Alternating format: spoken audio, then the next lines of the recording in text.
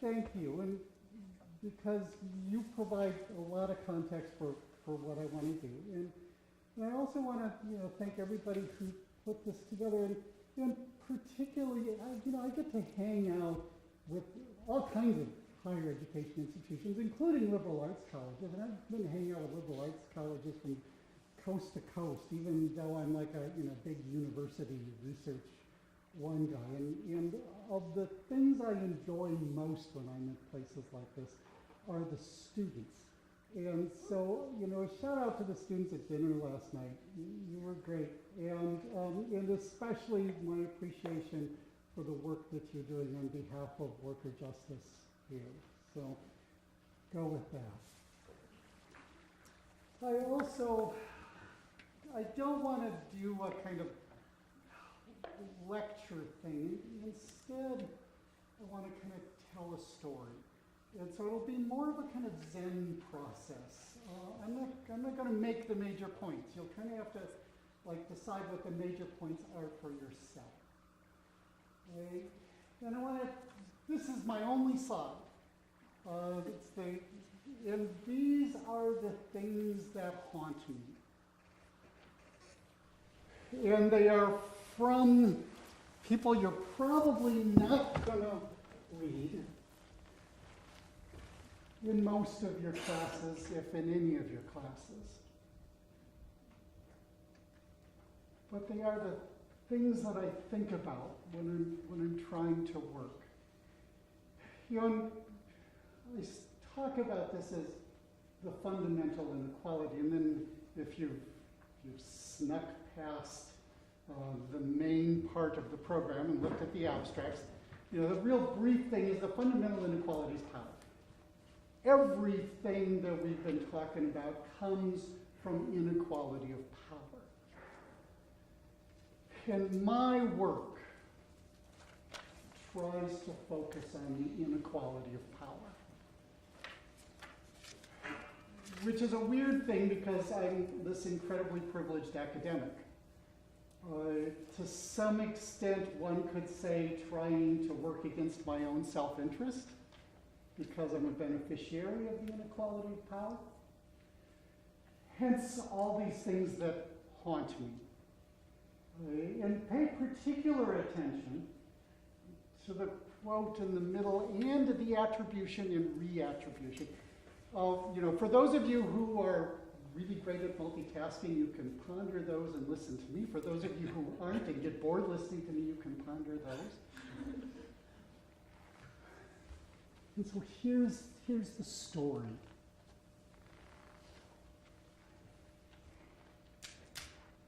In 2009, in Southwest Madison, and a little background on Madison, Wisconsin. Madison, Wisconsin is about 220,000 people, a metro area of about 600,000 people. It is the state capital. It is supposedly, this top 10 city on all these quality of life indicators, if you're white. And if you're not, it's an interesting place. Because in Madison, the way we do segregation, we have this kind of interesting thing that we do. We don't take whole neighborhoods and say, okay, here's the black neighborhood, here's the brown neighborhood, here's the poor neighborhood, here's the rich neighborhood. What we do is we say, here's the white middle class homeowner neighborhood. Oh, and by the way, these 3 blocks, these are for the poor black people. These 3 blocks, these are for the poor Hmong people. These 3 blocks over here, these are for the poor Latino people. And we create all the conditions that you get with concentrated poverty in those 3 square blocks, without any of the benefits of critical mass for doing real organizing.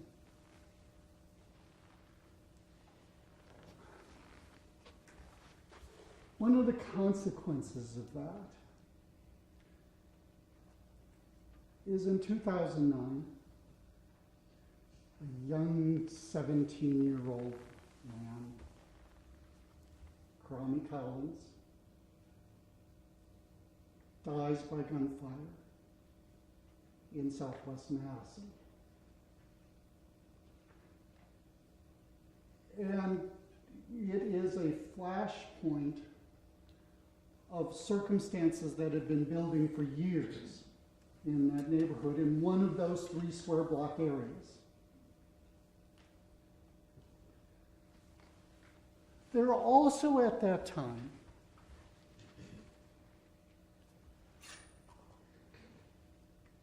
were these 2 amazing public health nurses, Kim Neuschel and Jessica Leclerc. Kim and Jessica, those of you who know any of the history of public health nursing or settlement houses, you might remember this little history of the Henry Street settlement in New York City, where public health nursing is founded. And they're acting in the best traditions of public health nursing. They're actually acting as organizers. And what they start doing is they start working with residents in the neighborhood across the racial spectrum, across the class spectrum. Because one of the things that started happening at that point is particularly African American residents started organizing, and white residents started organizing, and they started organizing against each other. Kim and Jessica came up with this idea of the community supper. And the idea of the community supper was you find a church, you find a space, a school, whatever, and you bring people together for supper. And they started doing this. And people started to actually show up across the class divide, across the race divide. After about a year, they actually started sitting at the same table with each other and talking to each other. And it was at this point that Kim and Jessica realized that what they are doing is community organizing. They weren't trained to do community organizing. They were just being paid by the public health department and told to go address health disparities. And they were just doing this by their gut and by their heart. But they got to the point where they had achieved this critical mass. They were getting, 100 or more people in the room for community suppers. But what can we do with this? That's when they called me. And I make no claim to, having any particular justification for them to call me, but they knew that I was this guy who taught community organizing. And so they said, we want to talk to you about community organizing. And they got me involved in this neighborhood and starting to work with the residents. And so the community suppers now, we start to do a little bit of planning activity and issue cutting. Figuring out things that residents actually want to work on to change the neighborhood, to build the neighborhood.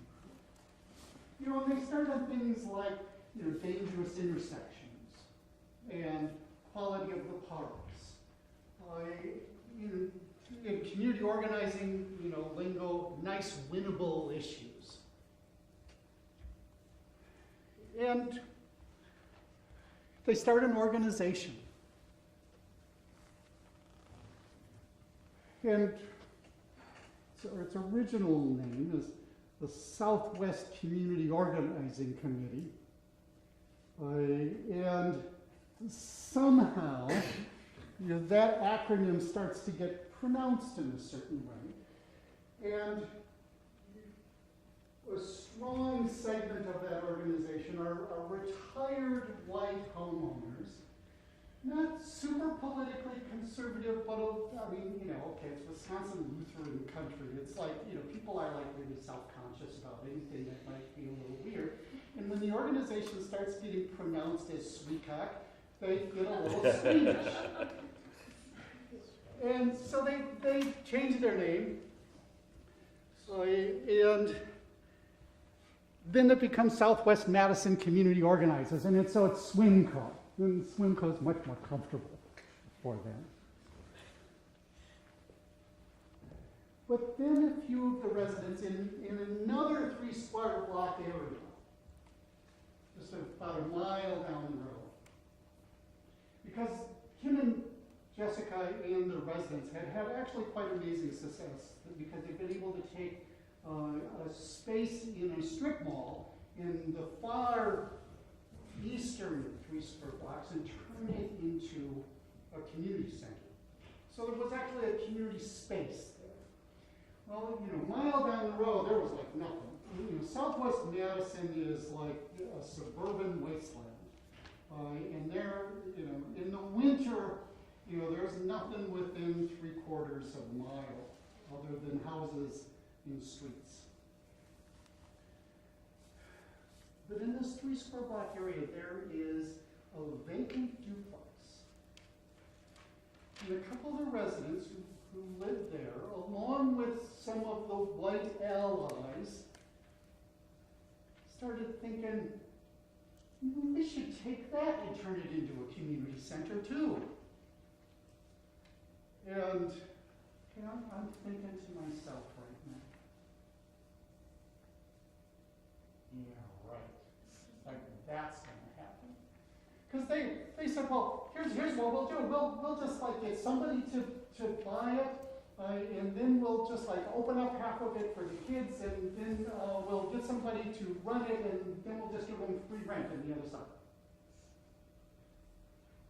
And so, as gently as I could, I said, well, do you know what the city would think about this, or do you know whether there's like any rules about this? And they didn't. So I said, well, should we find out what the rules are? They said, well, sure, yeah, that's probably a good idea. And so I had classes too. One of the privileges I have is that I get to teach capstone classes. Capstone classes at the university are these culminating classes for our majors. And so it's like the last class you're supposed to take, and it's supposed to like bring it all together magically for you. That means there's like no content. And so because I get to teach that class, the content that I can make is whatever I want. In this case, whatever the residents wanted. And so what we did was we had this initial capstone class, and this is in the spring of 2012. And in the spring of 2012, the residents and the students worked together to address a set of questions. One is, well, what do people do in these community centers that are small, like the size of a duplex? What's possible? And so the students went around to all of the similar community centers in Madison and in a few other places as well to find out. And brought that information back to the residents. Well, here's what these people do, here's what these people do, here's what these people do. They also, because again, the residents are starting to think now, well, maybe there's like some rules or restrictions or something about doing this. And so the students went out and got information on zoning, on housing and building code, on accessibility. One of the issues with this particular duplex is there's split levels, and the bathrooms were all upstairs. And so, accessibility was a real question. What the students did, because, the residents said, look, we don't want a 30-page report. So what the students did was created basically one-pagers. Here are the basic rules. Here's the website. Here's the phone number. And here's the person to call. So that the residents could then start to take action. Well, at this point now, we're in the summer of 2012. And the summer of 2012 in Madison was pretty much 100-degree days.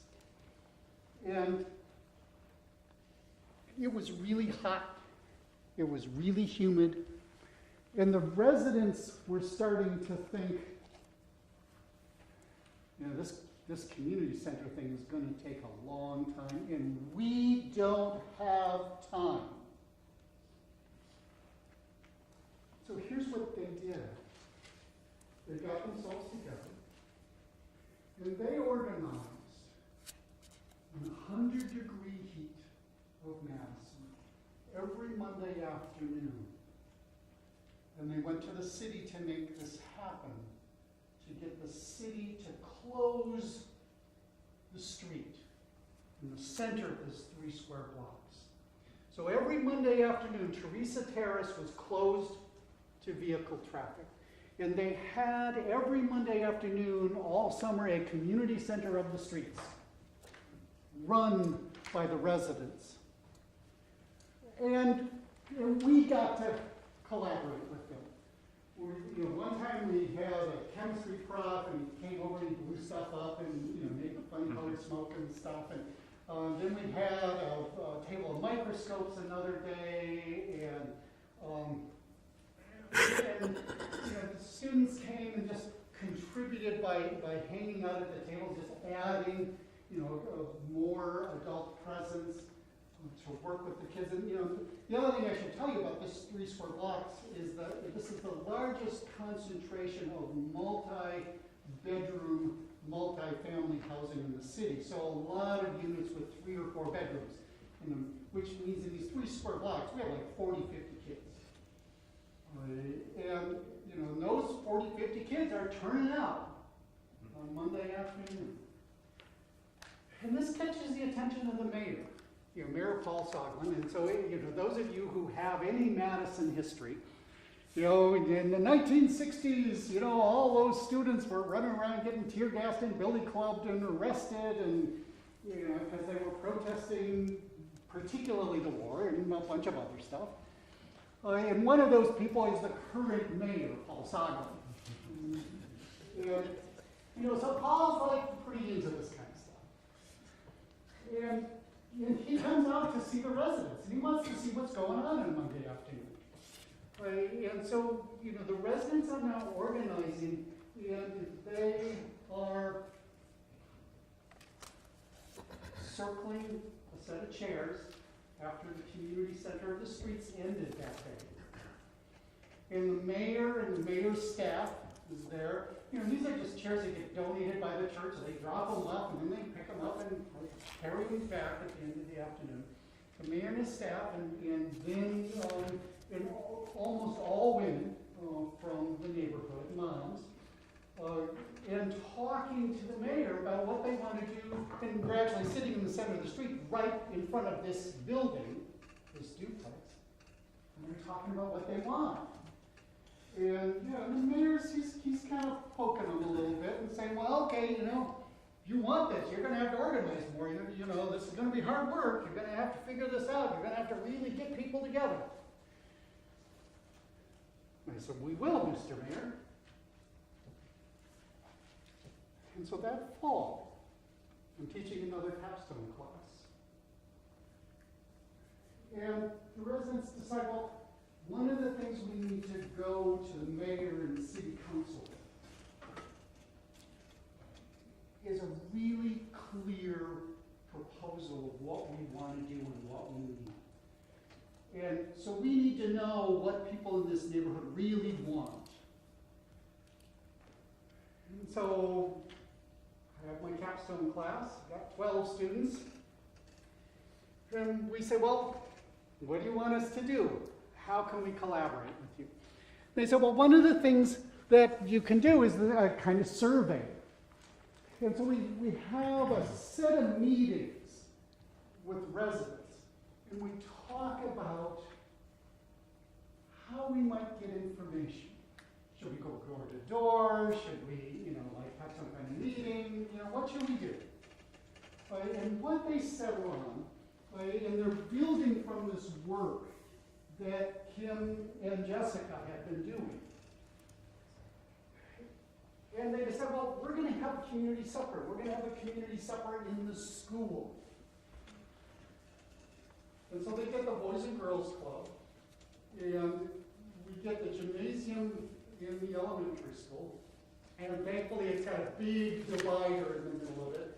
We get all the kids on one side, all the adults on one side. We have probably 100 people, probably 60 kids and 40 adults. And at that event, it is part catered, and because we also have some grant money, so it's part catered and part potluck. So the residents are bringing their own food, and they are very proud of their own food. And that night was a transition point for the students in the project. Because all of these planning meetings that we had up to that point, we had it in the foyer of one of the local churches. Just circle chairs on. And the residents who are participating, they brought their kids, and I mean, these are people living in poverty who do not have a culture of meetings. And so a meeting to them is going to people's living rooms and, sitting and talking, and your kids are running around. And so that's what the meetings were. I mean, the meetings expressed the culture that the residents of the neighborhood were familiar with and comfortable with in having meetings. And the students were thinking, can't these people control their kids? Can't they be orderly? Can't they pay attention? And I was watching the perspective of students, of these residents going downhill fast. And then we get to that community supper. If anything was going to go wrong, that's where it was going to go wrong. But they see all the food that the people in this neighborhood bring to each other. And they see the way that they just organized it. And they see the way that the adults handled the kids, giving them space, setting boundaries. And they also see that they can collect information. So we have a bunch of dot boards. The survey is dot boards. We got dot board on the kids' side, we got dot board on the adult side for issues that people care about. The students start to engage people in conversation. Actually, in many cases, it was people engaging the students in conversation because the students felt a little awkward. I mean, I felt a little awkward. And by the end of the night, the students were kind of in awe. And I was actually kind of in awe at what had happened. Because I didn't know how well we could pull this off. And when I say we, I mean the collective we. I mean the everybody in the room we. But we got this information. And then the residents have this information. And then the residents start going to city council meetings. They have to go to the development committee, they have to go to the finance committee, they have to go to the blah, blah, blah paperwork committee. And we're talking about residents who, they had no idea where city council even met at the beginning of this, but Kim Neuschel was working with them to help them figure this out and to help them build their testimony and build their presence. And so now we've got people participating in power because they are going to where power is. And we're not even going with them. All we did was contribute to their information base. And they were the ones organizing. They were the ones building power.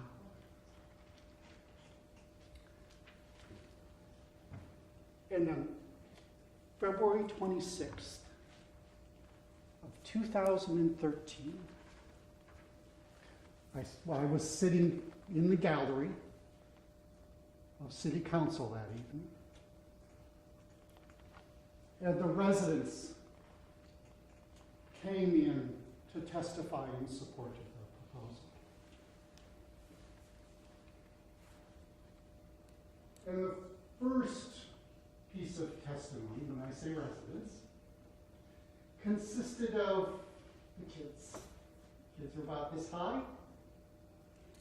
and the kids did this cool, fun, somewhat disorganized, little original rap on why they wanted that space in city council chambers. I mean, just imagine that. And then residents, both black and white, get up to testify.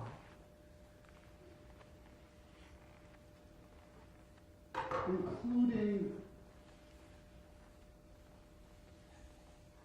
the mother of the young man who had died 4 years earlier by gunfire. And she stood in city council chambers. And she held a photograph of her son.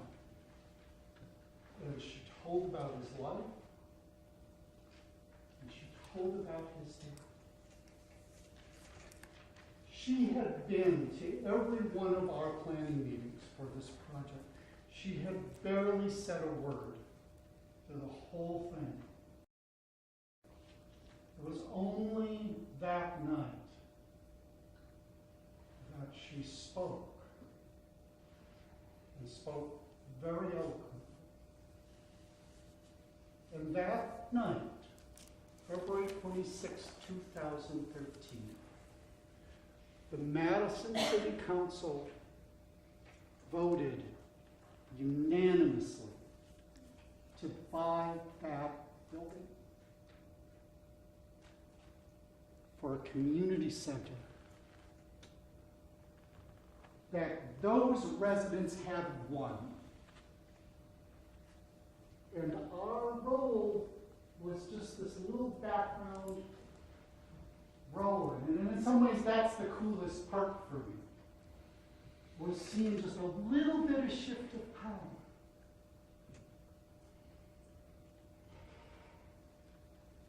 But now there's an epilogue. Here's the epilogue. In the summer of 2013,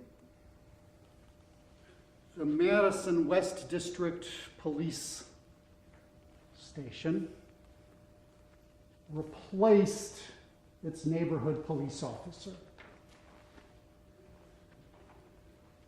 The new neighborhood police officer, who had apparently watched too many Rambo movies, decided the neighborhood needed to be cleaned up. So what he does is he gathers intelligence and he starts leading SWAT teams, busting down residents' doors, terrorizing the kids, because some of those women had brought in family members associated with drug use and sales.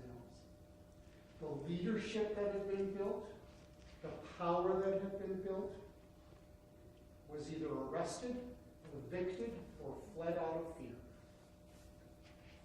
Then the public health department that got new leadership, who decided that real public health nursing wasn't okay. We had to all stay in their offices. Yanked Kim and Jess out of the neighborhood. And so we've got a neighborhood busted up by the cops and now neglected by the public health resources. And that building that the city has bought is still there, and it's still vacant. And the promises keep coming, but the power isn't there to push it. So that's the story I want to leave you with. And you can destroy the lesson.